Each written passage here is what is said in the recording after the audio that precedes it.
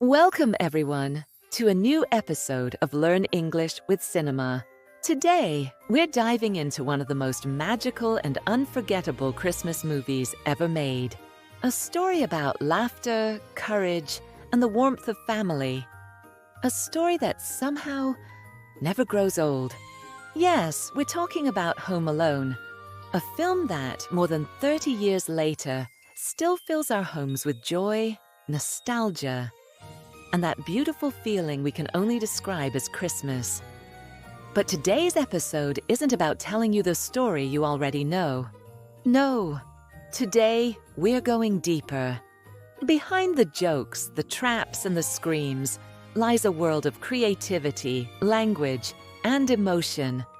So, make yourself comfortable, grab something warm to drink, and let's explore together how Home Alone became not just a holiday classic, but an unexpected English teacher for millions of people. It all started with an idea. In 1989, writer and director John Hughes, the genius behind The Breakfast Club and Ferris Bueller's Day Off, was traveling with his family for the holidays, packing suitcases, checking lists, counting children.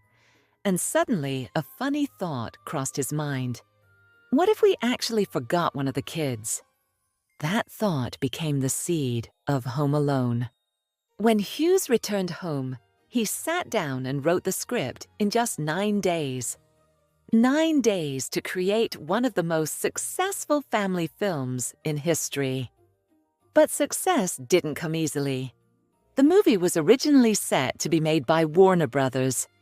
Everything was ready, sets built, actors hired, until the studio realized that the budget was slightly higher than expected. Not by much, just a few $100,000. But enough for them to panic. So Warner Brothers canceled the project completely. The production team was heartbroken. It looked like Home Alone would never see the light of day. And then something miraculous happened. Someone at 20th Century Fox heard about the situation. They quietly read the script, fell in love with it, and decided to take over. Within days, the project was saved. The crew kept filming without ever stopping. It was as if Christmas itself had come early. A movie that almost disappeared was now alive again. And the rest is cinematic history. Now let's talk about that famous house. Because yes, it's real. That beautiful red brick mansion surrounded by snow actually exists in Winnetka, Illinois, a peaceful suburb near Chicago.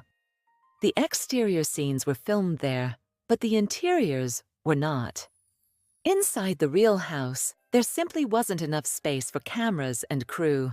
So the production team did something brilliant. They built an exact replica of the house inside a local high school gymnasium, room by room, wall by wall. They recreated everything. The attic, the basement, even the staircase where Kevin rides his sled. They even used the school's swimming pool to film the flooded basement scenes. That's right. The Wet Bandits water disaster happened inside a pool. Creative and perfectly symbolic, this clever mix of real and fake locations made Home Alone feel both authentic and dreamlike, just like childhood itself. Speaking of unforgettable moments, let's talk about the tarantula. Yes, that tarantula, the one crawling across Marv's face. It was 100% real. No special effects. No tricks. When the director asked actor Daniel Stern if he'd do it for real, he hesitated. Then he said yes, under one condition. Only one take. So what you see in the film, that horrified expression, that trembling fear, is completely genuine. But here's something even more surprising. Stern didn't actually scream out loud. He only mimed it. Why? Because the sound of a real scream might have scared the spider and caused it to bite him. So the scream was recorded later and added in editing. The result, one of the most iconic screams in cinema history. And then there's the aftershave scene. You know the one. Kevin slaps his cheeks, screams, and the world laughs. But that scream, it wasn't in the script. The original idea was simple. Kevin puts on the aftershave, feels the burn, and quietly reacts. But Macaulay Culkin, only 10 years old at the time, improvised. He left his hands on his face and screamed as loud as he could. The crew burst out laughing. The director, Chris Columbus, loved it. And that one spontaneous moment became the movie's signature image. It's funny how sometimes the best parts of a film aren't planned at all. Now, let's talk about Macaulay Culkin himself. He was just a kid, only 10 years old, but he carried an entire film on his shoulders. Chris Columbus said that Macaulay had a rare kind of humor. Innocent, yet sharp. Natural, yet clever. He didn't act like Kevin McAllister. He was Kevin McAllister. That authenticity made everything believable. When Kevin was scared, you believed it. When he was brave, you cheered for him. And when he smiled at the end, the whole world smiled with him. Working with a child actor, however, wasn't easy for the rest of the cast, especially for Joe Pesci, who played Harry. Pesci was famous for his tough, violent roles in films like Goodfellas. He had a habit of swearing constantly. The director had to remind him, "Joe, this is a family movie." So Pesci came up with a clever solution. He invented a nonsense language of fake swear words. That's why we hear that hilarious f-f-shrug sound every time Harry gets burned or hit. It's Joe Pesci censoring himself. It became one of the funniest parts of the film. A perfect example of how creativity can come from limitation. And speaking of creativity, we can't forget the music. The soul of Home Alone is not just Kevin's story. It's the sound that wraps around it. And that sound was created by John Williams, one of the greatest composers in film history. Here's the thing, Williams almost didn't do it. The original composer dropped out at the last minute. The producers reached out to Williams with little hope he'd say yes. But when he saw a few early scenes, he felt something special. He agreed, and what he delivered was magic. The score captures everything Home Alone stands for. Innocence, mischief, love, and Christmas wonder. It's gentle but powerful, joyful yet emotional. Without it, the film wouldn't be the same. The music gives every trap and every tear a heartbeat. Listen to those bells at the beginning of the film. They sound like snowflakes falling. That's the genius of John Williams. He doesn't just write notes. He paints feelings. Now let's look at how Home Alone became an accidental English teacher for the world. Because while we're laughing and quoting the lines, we're also hearing natural, authentic language. Phrases people actually use in everyday life. Take the legendary line, "Keep the change, you filthy animal." Kevin uses it while pretending to talk to a gangster in the fake black and white movie, Angels with Filthy Souls. The phrase sounds harsh, but it's funny. Keep the change means you're giving someone a tip. Filthy animal is a playful insult, rude but not serious. Put together, it's absurd. And that's why it's so memorable. This line teaches something important about English. That tone changes everything. The same words can sound angry or funny depending on how you say them. Language lives in the delivery. Then there's Kevin's line. "Guys, I'm eating junk and watching rubbish. You better come out and stop me." It's the perfect example of natural spoken English. Junk means trash, but in this case it means junk food. Candy, chips, soda. Rubbish is a British word for garbage, but Americans use it here playfully. You better is short for you had better, a casual way to warn or challenge someone. So, the sentence means, I'm doing exactly what I want, and no one can stop me. Pure freedom, pure childhood. And of course, there's the famous insult from Uncle Frank. Look what you did, you little jerk! Jerk is a classic American insult. It's not terribly rude, but it's strong enough to sting. It means idiot, selfish person, or someone annoying. It's a great example of how tone and body language complete meaning. Say it kindly, and it's teasing. Say it angrily, and it hurts. That's one of the beautiful things about learning English through movies. You don't just learn what to say, you learn how to say it. Even tiny lines carry lessons. Buzz, your girlfriend, woof. That single woof expresses disgust, like saying yuck. Kids in the US often use sound effects like that instead of real words. It's playful, exaggerated, and completely natural. And when Kevin shouts, "Guys, I'm not afraid anymore," you can feel the emotion in the stress pattern. I'm not afraid anymore. The music rises, his courage grows, and you hear confidence inside the language itself.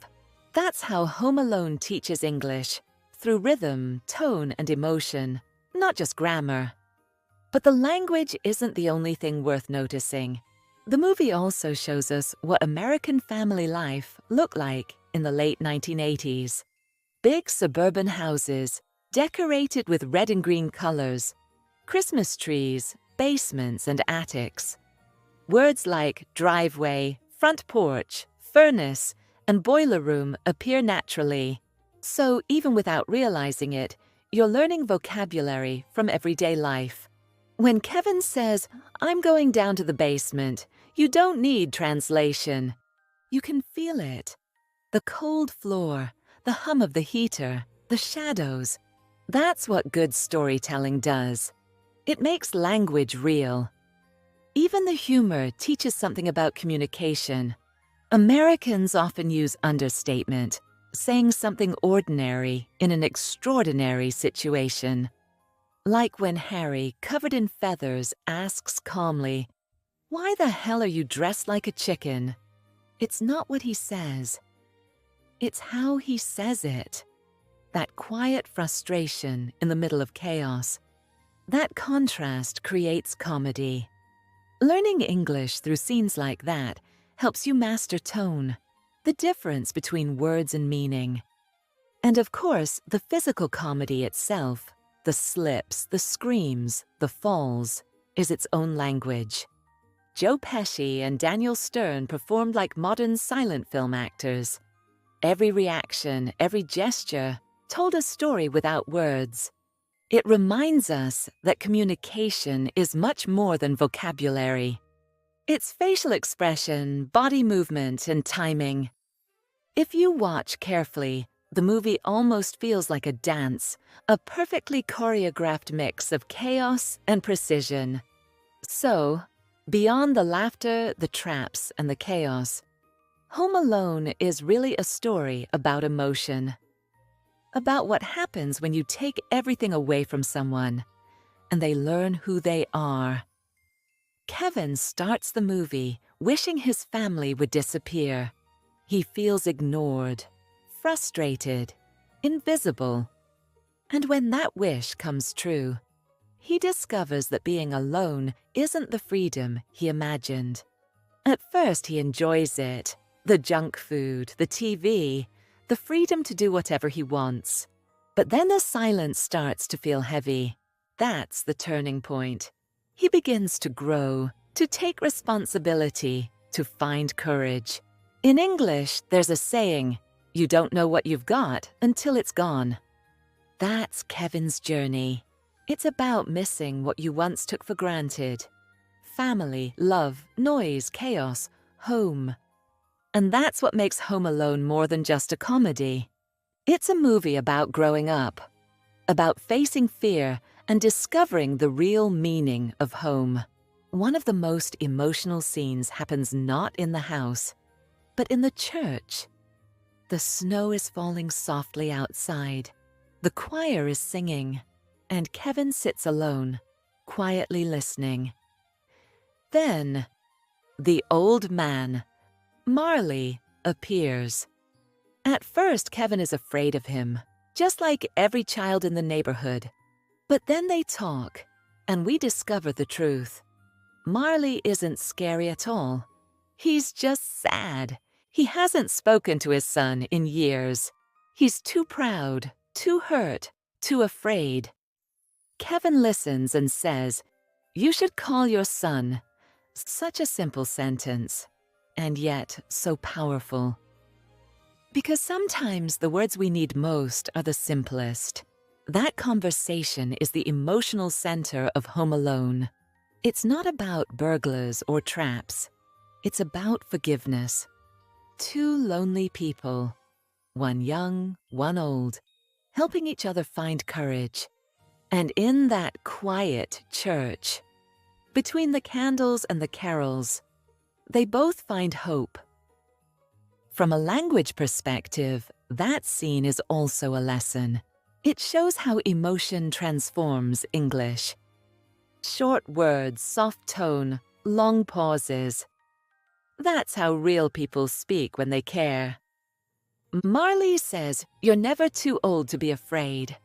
Kevin nods, and the silence between them says more than any line could. In English, as in life, silence can speak louder than words. That's something movies can teach us better than textbooks ever will. And later, at the end of the film, when Marley finally reconciles with his son, it's one of the most moving moments in Christmas cinema. He doesn't need to say anything. He simply hugs his family. And we see Kevin watching through the window, smiling. That's love without language. It's universal. That's the secret of Home Alone. It's a film that speaks to everyone, no matter the country, no matter the language. Now, let's talk about the title itself, Home Alone. Two short words, but full of meaning. Home. A place of warmth, safety, and love. Alone. A word that sounds cold, quiet, distant. Put them together, and they tell an entire story. That's one of the beautiful things about English. It can build new meaning by combining simple ideas. Think of words like homesick, heartbroken, understood. They're short, but they carry emotion. Home Alone is the same. It's not just about a house without people. It's about the discovery that being alone can teach you what home really means. There's another English expression that fits perfectly. Home is where the heart is. It means that home isn't a building. It's the place where love lives. And that's what Kevin learns. He defends his house with traps and courage. But what he is really protecting is his heart, his memories, his family, his love. Even when they drive him crazy, he loves them. And in the end, that love brings them back to him. The final reunion scene captures this perfectly. Kevin wakes up on Christmas morning, surrounded by silence. He believes his family is still gone. He looks around the house. And then the door opens. His mom steps inside, exhausted, emotional, whispering his name, Kevin. And he runs into her arms. That moment, no music, no dialogue, just love. It's one of those rare movie scenes that can make anyone tear up, no matter how many times they've seen it. That's the real heart of Home Alone. It's not about being left behind. It's about finding your way back. But the beauty of this film is that it never becomes too serious. Just seconds after the emotional reunion, the rest of the family bursts in. Loud, chaotic, full of life. The house is alive again. And Kevin smiles. That smile says everything. I'm happy you're here, but please don't leave me out next time. Even the final joke, when he hears his brother shouting, "Kevin, what did you do to my room?" reminds us that real life isn't perfect. It's messy, noisy, and full of laughter. That's family, now. Why does Home Alone still matter so much, even after 3 decades? Because it captures something universal, the feeling of being small in a big world, and learning that love gives you strength. It's the same feeling every child experiences when they realize they can do something on their own. That first taste of independence, mixed with fear and excitement, that's what makes Kevin's story timeless. And for English learners, that feeling is familiar too. Learning a new language is like being home alone. At first it's scary. You don't understand everything. You make mistakes. But little by little, you learn to survive, to adapt, to create. You become confident. You discover that mistakes aren't failures, they're adventures. That's how you grow. So in a way, Kevin's story is your story too. Let's look at one more layer of meaning: nostalgia. In English, nostalgia means the bittersweet happiness of remembering the past. It's the joy and the ache of memory mixed together. That's exactly what Home Alone gives us. Every Christmas, when we watch it, we feel like kids again. We remember the smell of pine, the lights on the tree, the excitement of waiting for gifts. But we also feel something deeper: the passage of time, the people we miss, the moments we can't relive. That's the power of nostalgia. And that's why Home Alone never fades, because it's not just a movie. It's a memory, a ritual we repeat year after year to remind ourselves that no matter how much life changes, some feelings never do. It's also worth noting how visually timeless the film feels. The colors, red, green, gold, appear in every scene. Even Kevin's clothes match the Christmas palette. Nothing was accidental. The production team wanted every frame to feel like a Christmas card. So even when you mute the sound, you can still feel the holiday spirit. That's a kind of cinematic language, color as emotion. And in that way, Home Alone teaches English without words. It shows how art, design, and sound create meaning just like sentences do. Speaking of sound, John Williams' score deserves another mention. His music doesn't just accompany the movie, it tells the story. The bells ring softly when Kevin feels lonely. The strings rise when he feels brave. The choir returns when he reunites with his mother. The music breathes with him, like a second heartbeat. That's another hidden English lesson: rhythm. Language, like music, has beats and pauses. If you listen to Kevin's dialogue, you'll notice that every sentence flows like melody. That's why learning English through movies works. It teaches your ear to hear rhythm, not just words. Even the comedy scenes, the famous traps, teach timing. Every fall, every scream, every pause before the punchline follows a rhythm. Comedy is music too. The audience laughs not just because something happens, but because it happens at exactly the right second. That's the magic of editing, the invisible grammar of film. So when you learn English, remember, sometimes communication isn't about saying more. It's about pausing at the right moment. Behind all the laughter and chaos, Home Alone also carries a message about kindness. Kevin learns empathy. He goes from thinking only of himself to caring about others, even strangers. He helps Marley find peace. He protects his home not just out of fear, but out of love. That transformation makes the movie feel so human. And that's what makes language powerful too. Words are tools, but emotion is the purpose. Learning English isn't just about vocabulary lists. It's about learning how to feel through another language. There's a line in the movie where Kevin says softly, "This is my house." I have to defend it. It's funny on the surface, but symbolically it means much more. He's not defending bricks and walls.